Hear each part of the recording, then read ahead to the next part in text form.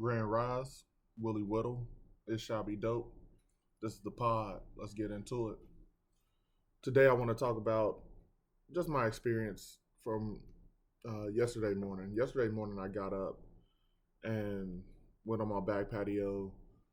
It's cold outside. It's like 20 degrees. It doesn't matter. It was a beautiful sunrise. So I went out there, took my grapefruit outside, and just enjoyed the sunrise. Um, as I had already accomplished my three things from my Sunrise Assassins initiative. And as the sun rose, I was just grateful to experience something so majestic. And it opens up my mind, my third eye, my chakras. You know what I mean? It opens me up to just having these thoughts and this. It puts me in a vibe mode. You know what I mean? It puts me in a different perspective where I could just see so many different ideas just blossoming in my mind. And the thing about getting up early is there's not a lot of people to share that same energy with. Um, so, some people are like, I'm not a morning person or whatever. I'm like, man, I'm truly a morning person. I get up early and I do so much stuff. And by the time you thawing out, I'm already like ready to wind down. You know what I mean? But the important part is I was thinking about these things and something important that I heard a while ago. Um, I cannot remember who I heard it from, but the concept was um, we have to be the generation of inspiration. We have to be the people who strike the match for the next our next generation, our kids, to understand what's next and how to learn how to carry the torch. And it made me really think about, in a generational hierarchy sense, I guess, because you got your OGs and your OGs taught us, and now we turning into the OGs or the unks or whatever who preach to the new school, the young cats, and it's like somebody sparked the match for us. But the thing about sparking the match is like, what did it fuel? What did it fuel? In order for me to spark somebody else's match, my fuel has to be burning. And I think what happens a lot of times is people don't understand like that transition into the next phase. They're just kind of like going on and on through life. Like when you become this, you just move. Well, no, it's a transition, and it's a good transition. It's supposed to be a wisdom fulfilled transition. So you're supposed to be able to be deep, understand, and then start feeding into the other people who hopefully are receptive enough to say, "Oh, okay," and then they start utilizing that to maneuver through the world that they're in. Because we can't control anybody. Can't control anybody. We just try to give them as much game as possible from what our experiences look like. So the main thing for me is like during this grapefruit sunrise is what I like to call it. I'm thinking about like, man, I gotta strike the match for so many of my people, like my family and the people who are in my love circle, the people I care about. And I'm like, but I also got to keep my fuel burning, right? And it's just like the Olympic torch as it's in motion. The fire's not supposed to go out, and it's supposed to make it to its final destination to fuel this other torch. Well, that's the experience. That's the strike the match experience. Um, we have to really respect the experience that we have from the fuel that we've been burning.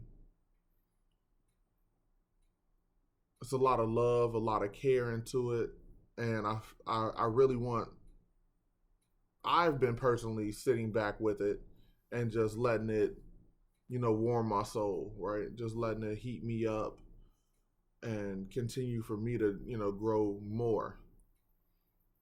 But another concept that I had during this same strike your match and fuel my fire concept was, um, I'm standing on my back porch and the sun is rising, and I'm like, is this enough?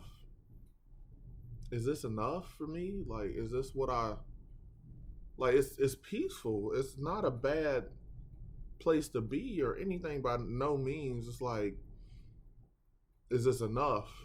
And I shared this picture with somebody else, and they said like, yo, that picture's beautiful. Like my view's not like that. You know what I mean? And it made me think of where I came from, how'd I get here, where I can go, right? So it's not a thing of like I've hit a brick wall and I want to stop, or I'm cool, I quit. But that fire means something. The fire means something to everybody, and no matter what it burns to, like it's gonna ignite some kind of goal, some kind of vision, some kind of something different in you that you're gonna want to pursue. I was listening to Snoop the other day because Snoop and Dre just came out with a new album called Missionary. I haven't checked it out yet, but I'm planning on checking it out today. I have checked out one song where 50 was killing it. M was on the song too. Snoop got on there, did his thing. But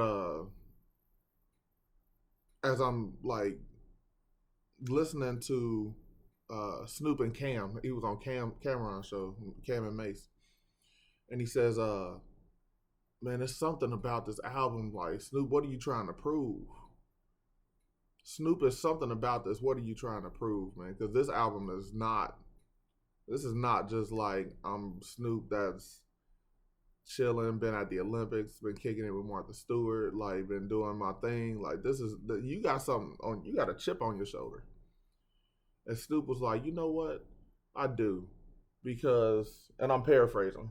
He said, you know what I do? Because at the end of the day, people see me as this multifaceted mogul.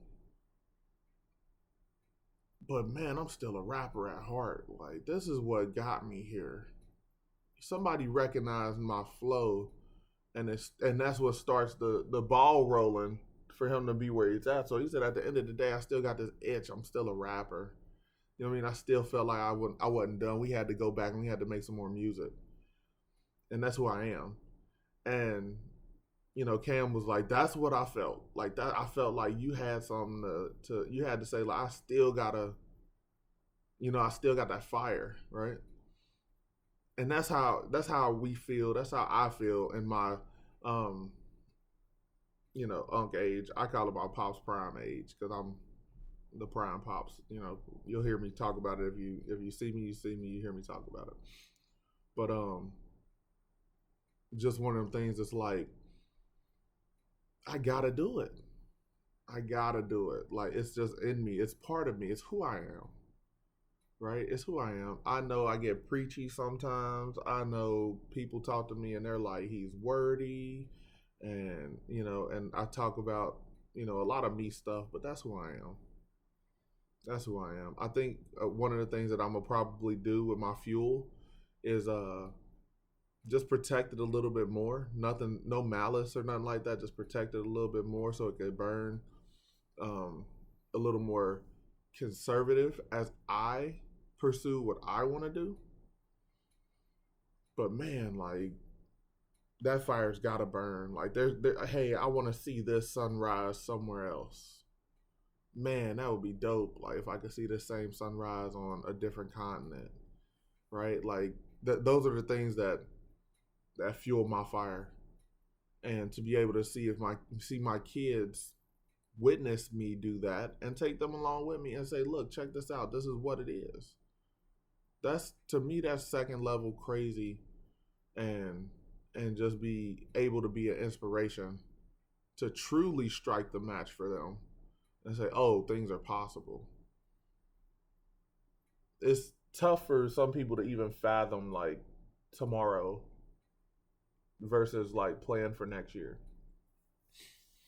And there's going to be, I'm going to have a session with my good friend Olive who was on the show before. Check her out; she's dope, marketing like a mother. Uh, but it's one of them things. It's like I do envision something, and now I just got to go make it happen. When the manifestation shows up in front of me, find a way to make it happen. Uh, I'm excited. I'm excited. The sunrises ignite me. I'll probably go out and check out the other one here in a little bit because it's about 20 minutes away or so. Once again, I'm a sunrise person, so that's where I'm at. Like, and then at sunset, I'm setting my ass down. So, um, just understand that like you are who you are, but as we keep igniting our fires have already been sparked. It's up to us to continue to fuel it with the information, with the energy, with the things that we learn in order for us to grow so that when we spark that next match, it's a good, healthy fire, right? It's a good, healthy flame that they could carry and, dump, pick up, be receptacles for wisdom, and be receptacles for just experiences, good, wholesome, healthy experiences that'll help them build for their generation next when they become Ankh or whatever they end up calling it at that point. But Ankh's been around for a while. Um, Early, right? We early. Uh, I just appreciate the things that's been happening, the things that I've been manifesting recently, and just continue to grow. A lot of things. Like if you hear me, I appreciate you for sure. We need to make some stuff happen. So like the pod everywhere.